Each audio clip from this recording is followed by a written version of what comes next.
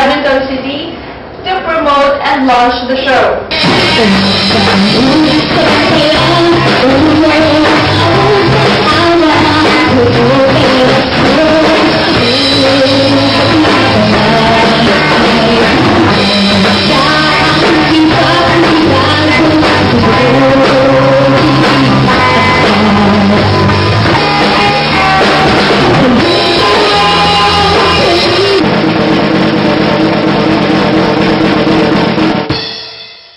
The Sabbathwood Echo Band.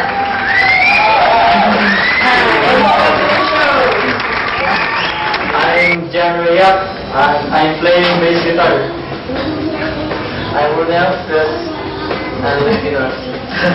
I'm playing the bass guitar. I'm Rajner, vocalist, And also from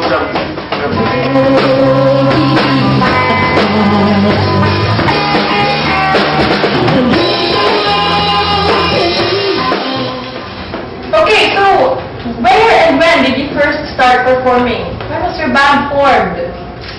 last year, October, September, October 2022. October 21. Where did you first perform? In Stage of Quadrangle. Quadrangle Saturday. City Stage. So you've been playing for a year now, right? Yes. So why did you join Music Kalikatan? Were you aware that it's a band showdown, it's a competition for a cause? You know, to promote environmental awareness as well. Were you aware of that? Yes. Siguro sa words pa lang ng music, makadali din sa mga kabataan din sa Ormoc na i-this the time na ilang masyo ang ilang talent Music Kalikatan. So, are you aware of the worsening global crisis? I mean, you must be aware of that, right? How can you promote environmental awareness to the youth? Group activities. Magsige ba mo, ana? Magsige mo niya ng kwan? Group activities, may na din. School sometimes. Sa yung school. Oh, that's so nice then. See, at least, ang mga skulahan ka ng awareness nila, di ba? Are you all students here, or... I know that Raj is a student. Are you all students here? Yes. Ikaw, asan ka ng eskwela? Tama. Sa AMA. Ikaw? Nag-work na siya. He's working already, everybody. Mawawala din bata. Ikaw! Tama. Hilong kayo ni sir na katuwa nung grabe na dahil. Hilong ko lang eh. These are performers who are, so shy. Are you all camera shy? Okay, saba kayo ba? Saba kayo ba tao? But First time lang ako makakan sa camera ma. It's okay, dagan na ta. Pagkusan. Siguro yung promotor mo, perform sa other neighboring town, kasi may battle of the band.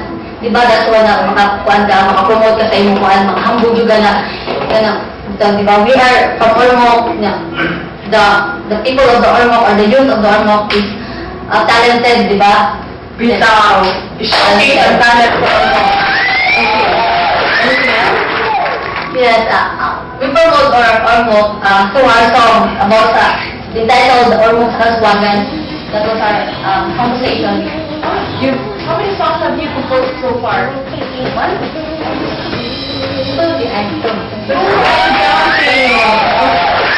Kung ninyo pag-promote ang Ormoc, how exactly can you do that? So, to wrap up this show, what can you say about Ormoc? Okay, this is for everybody. This is to bring Ormoc to the rest of the world.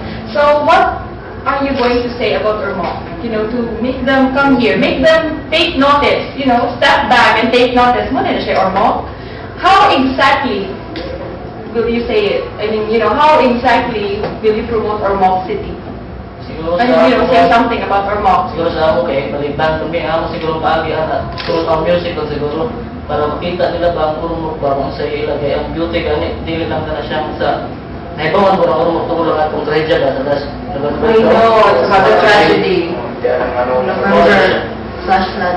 Yeah, and they don't know that, the city has already improved so far. So, sa pamayain niyo masulti about Ormoc, dagan kitag mga kwan din ninyo, kinahalan natin ni promote. Dito biya ka ni Ormoc.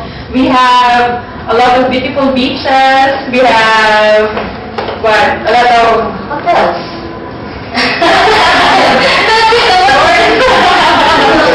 resorts. Yeah, what else? I mean, you know, sa may ato, sa may binasa or mo ba nga ato kapahambog sa ubang tao. Sa Nigdanao, di ba? Oh, the time Yeah, our geothermal power plant here. It's the second largest in the world.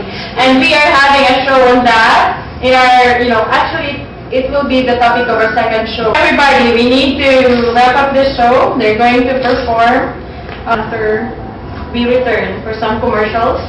And thank you